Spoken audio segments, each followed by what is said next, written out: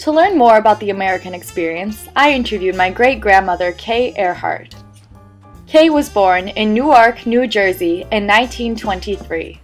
She told me about her and her family's experiences in World War I, the 30s, the 40s, World War II, and the 50s.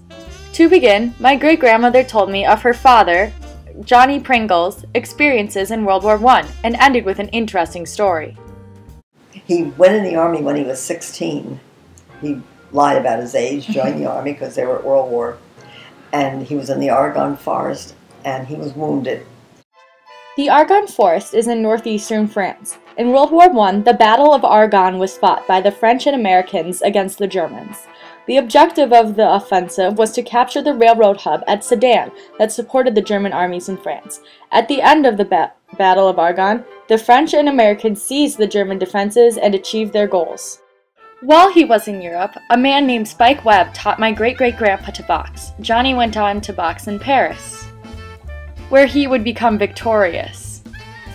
When he was over there, the trainer went to France and took the young boxers, and they fought, when they were over there, boxed against the French prize fighters, and they won all six of the Wow. of the fights, I guess you call them, bouts. Oh, wow. And so they won. After World War I, we moved on to the Great Depression. I asked if it hit my great-grandma's family hard. No, because my father was always working. That's he was lucky. he was never out of work, yeah. So that was really very good. What was his job? He was a bridge engineer. Did your mother work at all during that time? Yeah, she was a receptionist. Oh, that's good. So Yeah. both of your parents were working. Yeah, yeah. I could go to the movies every Saturday. It was only 10 cents to go to the movie, and 5 cents for an Eskimo bar. After learning about the 30s and World War I asked my great-grandma how her daily life changed during World War II. Oh my heavens! Life changed drastically because we had ration coupons. We only could get so much gas. We only had coupons for so much gas. We actually had food coupons that you couldn't stock up the way we did. But I was working. I worked 5 days a week. I was a secretary. I went to secretarial school after high school. I was in the payroll department. That's cool. Of Monroe Calculating, and that's where I met my husband. She then told me about her husband, Edward Earhart, and how he was involved in World War II. He was an ensign in the Navy. He was a torpedo man. Where was he stationed? He was stationed in the Aleutian Islands. They were there. I think Japan had been at 2 and Adak, but he was not in combat. The most frightening thing that I can remember experiencing was Pearl Harbor. Pearl Harbor happened on Sunday morning, December 7th, 1941. The Japanese bombed Pearl Harbor, an American naval base in Hawaii. In this tragic attack, 350 aircrafts were damaged or destroyed, 8 battleships were sunk or destroyed, and over 3,500 Americans were killed or wounded. I had friends who were stationed there.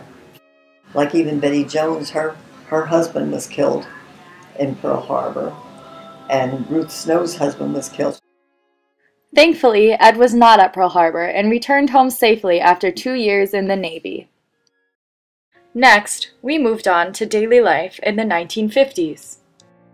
It was absolutely heavenly. It was so wonderful because I had a wonderful house. Debbie was born in the 50s. Pam was born in 47. Debbie was born in 50. So I had 2 beautiful girls. And I was in a wonderful neighborhood with wonderful neighbors. And life was just a dream. We were stay-at-home mothers. We were big on volunteering. I volunteered for the mental hospital up in Morristown and did a lot of volunteering. I asked my great-grandma if she was aware of the extreme racism further south and how it affected her. I had a black maid, though, Fannie Mae. She was wonderful. She came up from Newark. She took the bus up, and I had her once a week, and she was a dream of a woman, a wonderful, wonderful woman. But no, I was not. You know, that I was aware of from the newspapers. That much I knew what was going on. But being involved, no way. Lastly, I asked my great-grandma Kay if she agreed with the statement that the 1950s were the good old days. Oh, yes. Yes, I really have to say it was. Learning about the American experience through a primary source helped me better to understand what people were going through in these time periods. It also helped me to understand how I was connected to these events since I interviewed my great-grandmother. I also now know that my grandmother has lived an exciting and wonderful life so far.